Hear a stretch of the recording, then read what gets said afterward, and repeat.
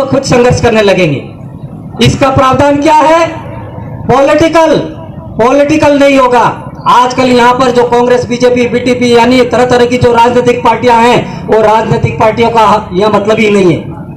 ट्राइबलों का शासन जहां है वहां क्या होता है? पैसा एक्ट 1996 भारत सरकार का नियम, राजस्थान पैसा एक्ट 1999, राजस्थान पैसा नियम 2011। कानून ये कहता है कि ग्राम सभाओं के अंदर, प्रत्येक ग्राम सभा के अंदर ग्राम सभा गठित करो और उस ग्राम सभा के अंदर कांग्रेस, बीजेपी, कम्युनिस्ट कोई पार्टी नहीं चलेगी। सारे गांव के जो लोग हैं वो सारे मिलकर के अपना मुखिया का चुनाव करेंगे। वहां पर कोई पार्टी नहीं चलेगी। लेकिन इन पार्टी के लोगों ने हमारे आदिवासियों को बांट दिया। आदिवासी है लेकिन कांग्रेस बन के खड़ा है, आदिवासी है लेकिन बीजेपी बन के खड़ा है, आदिवासी है लेकिन बीटीपी बन के खड़ा है, आदिवासी है लेकिन कम्युनिस्ट बन के खड़ा है। कहां है आदिवासी? कहीं नजर आता है क्या? कहीं नजर नहीं आता। कांग्रेस, बीजेपी, कम्युनिस्ट, बीटीपी ये नजर आती है, लेकिन आदिवासी नजर नहीं आ रहा है। फिर आदिवासी का अनुसूची 5 लागू कैसे होगा?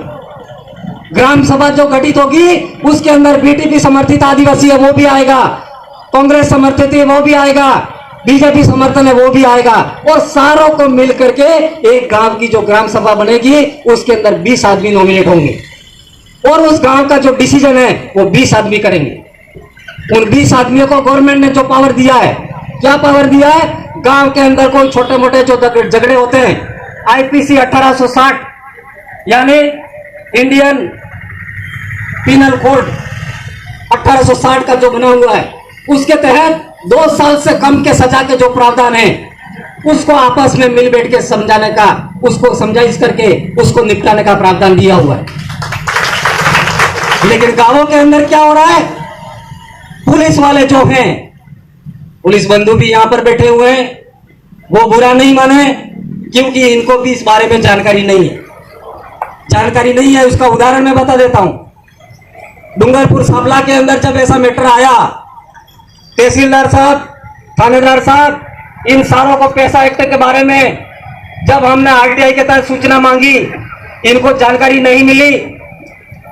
हमने आयोग को लिखा, जयपुर में आयोग को लिखा तो आयोग ने उनकी पेशी कर दी जयपुर में। तो वहां पर जाकर के क्या बोलते हैं?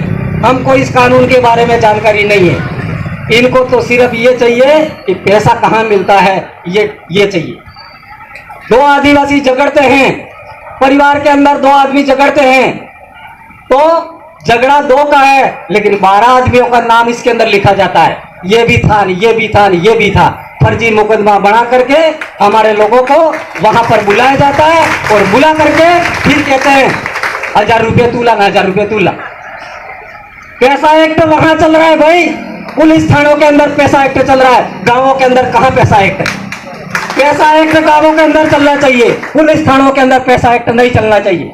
इसलिए हमने अभी जो मांग पत्र रखा है उसके अंदर हमने लिखा है प्रत्येक पुलिस थाने के अंदर जितने भी जो कर्मचारी कार्यरत हैं, कांस्टेबल, एएसआई, थानेदार, एसपी, जितने भी जो शेड्यूल एरिया के अंदर प्रत्येक थाने में जनसंख्या के अनुपात में कर्मचारी होने चाहिए।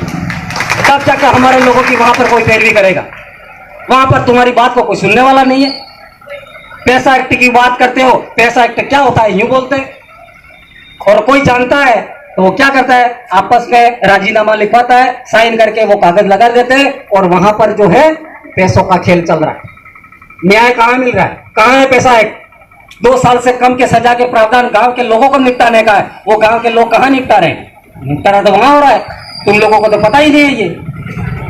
दूसरा जो है दारू की दुकानें, इस शेड्यूल एरिया के अंदर जितने भी दारू की दुकानें, चाहे वैध हो चाहे अवैध हो, उस दारू की दुकान को चालू रखना है या बंद करना है, उसका पावर जो है पैसा एक्ट के तहत ग्राम सभा को है। आज कोई ग्राम सभा को पता है दारू की दुकान मेरे को चलानी कि नहीं चलानी है?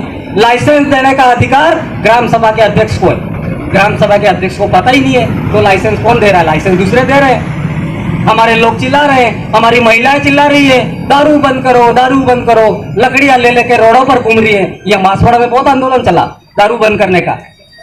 हमने बोला भाई तुम्हारा कानून है, ग्राम सभा गठित कर दो। ग्राम सभा गठित करके जो भी यहाँ पर आबकारी विभाग है, कलेक्टर है, इनको नोटिस दे दो, इस गांव के अंदर दारू की दुकान नहीं चलेगी।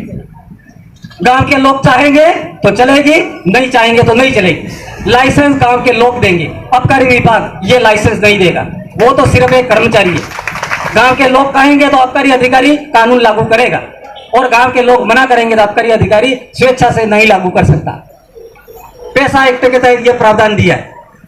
वन विभाग का जो मामला है आपका, वन विभाग के अंदर आपके घर के आसपास में जो भी किस गांव में वन विभाग पड़ता है, लकड़ी है, चारा है, उसको काटने का अधिकार, उसको किसको लाइसेंस देना है, किसको नहीं देना है, वो ग्राम सभा को अधिकार है।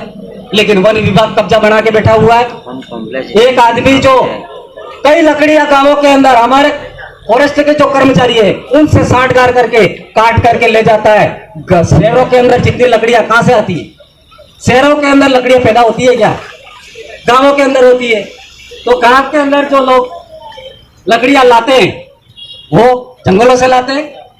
तो जंगलों के अंदर हजारों लकड़ियां जो ले जाता है उस आदमी को गिरफ्तार नहीं किया जाता, और एक आदमी जो अपनी चारपाई बनाने के लिए लकड़ी काटता है उसको वन विभाग के लोग गिरफ्तार करके ले जाते हैं, मुकदमा बनाते हैं, पेशा करवाते हैं। उस कानून की मैं निंदा करता हूं। यहाँ पर जो यहाँ के लोगों का जो पावर है उसको छीन करके हक और अधिकार जमा के बैठे हुए हैं। ये सारे जो पावर आप लोगों को दे रखे, उसके लिए सिर्फ एक ही बात है आपका, ग्राम सभा के अंदर ग्राम सभा 20 आदमियों की गठित करो, उसके अंदर 14 पुरुष है और 6 महिलाएं, प्रत्येक काम के अंदर ले लो और आप डिसीजन करने लग जाओ। अनुसूचित 5 ऐसे चिल्लाते रहोगे, कोई लागू करने वाला नहीं। आपको ये काम हाथ में लेना पड़ेगा, काम हाथ में लेना पड़ेगा। और जो भी सरकारी जो नुमाइंदा है जो इस सरकारी आदेश को, संविधान को नहीं मानता, उसको नोटिस देना पड़ेगा। ग्राम सभा नोटिस देगी। खेरवाड़ा के अंदर एक ग्राम पंचायत में ग्राम पंचायत वालों ने एसडीएम को नोटिस दे दिया।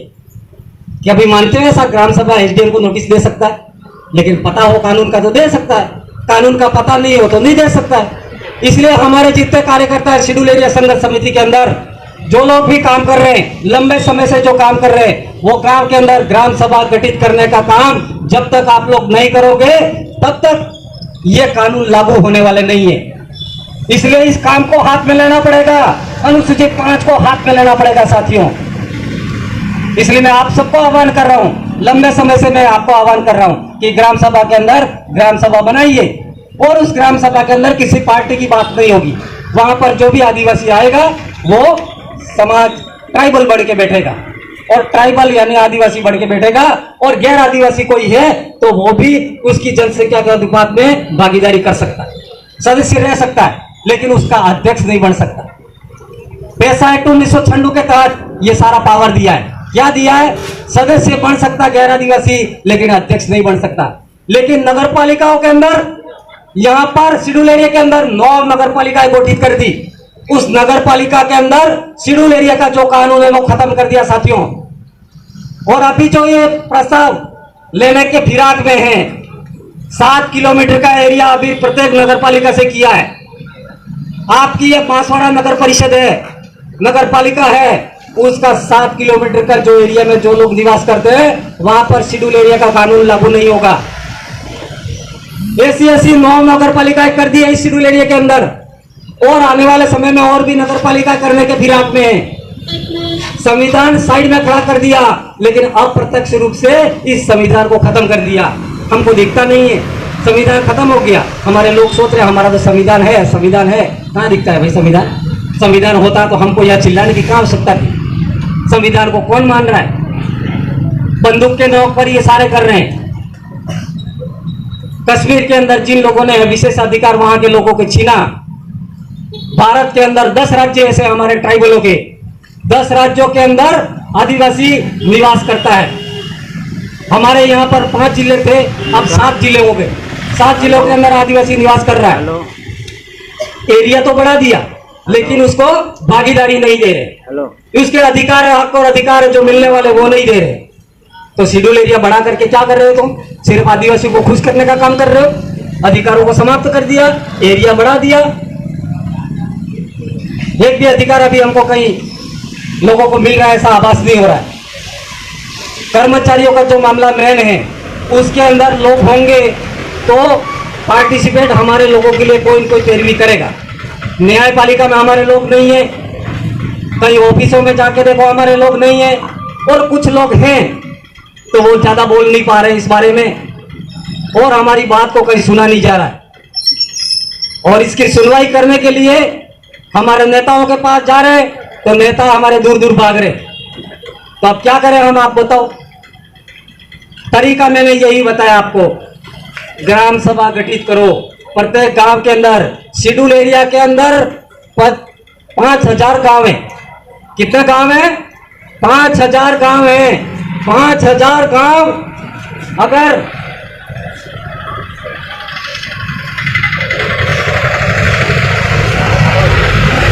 5,000 ग्राम सभा गठित होगी हमारी।